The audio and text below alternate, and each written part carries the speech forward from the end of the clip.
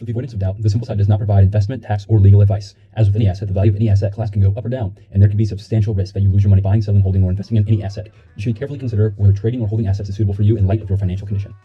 All right, everybody, welcome back to another Saturday Sendout from the Simple Side. As you can tell, I am very sick. I've got the big head cold going on. So today's going to be a quick episode, but we're going to jump into everything that happened in the markets this week. Welcome to the Simple Side.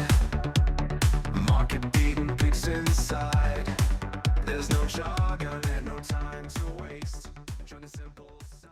All right, like I said, welcome back to the Saturday Sendout from the Simple Side.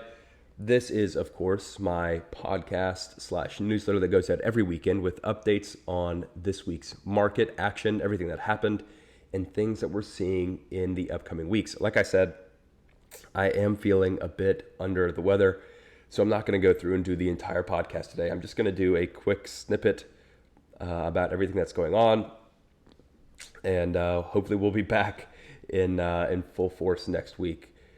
That being said, I do think that I'm going to be making quite a few changes to the way that we are doing the Saturday Sendout. So, of course, I've been doing a lot of weekly picks, and the point of doing the weekly picks is just to show / prove my thesis on dumb money. If you don't know what I'm talking about when I say dumb money, you can go and find a link in today's newsletter that talks about dumb money. It's basically the idea that when you lock everybody at home and you give them a bunch of money from the government, this is of course all happening during COVID. When you lock everybody at home and you put a bunch of money into their pockets and then say you can't work, everybody's going to look in another direction to see how they can make money. And of course, the one thing that everybody can do is invest. And so what we saw, of course, was a big crash happen during COVID. And then everybody who's stuck at home with extra money decides to start investing. And what we have is a lot of people that don't understand markets. They don't understand what they're buying. All enter into the market. And so now we just see a lot of dumb money, uninformed people in the markets buying stocks, trading, and there are ways to capitalize on them. And one of the ways is to trade on the news, of course, because if you're uninformed about the market, the one thing that you're going to do is trade on what the news tells you.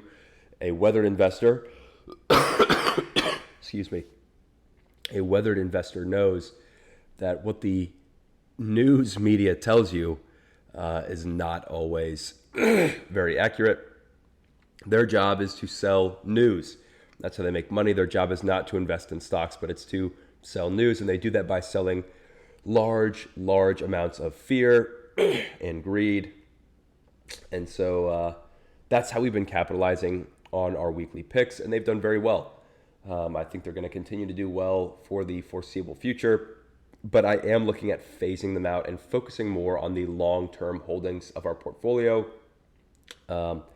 As I begin to release the new copy trading platform, it seems more and more beneficial to focus on the stocks and the companies that exist in that portfolio, and discussing everything that we see in the future for the companies that we hold instead of focusing on these weekly picks.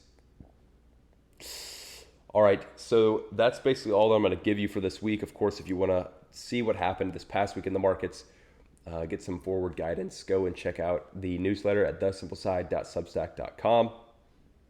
I look forward to seeing you next week in what is most likely going to be a new format. We'll see you then.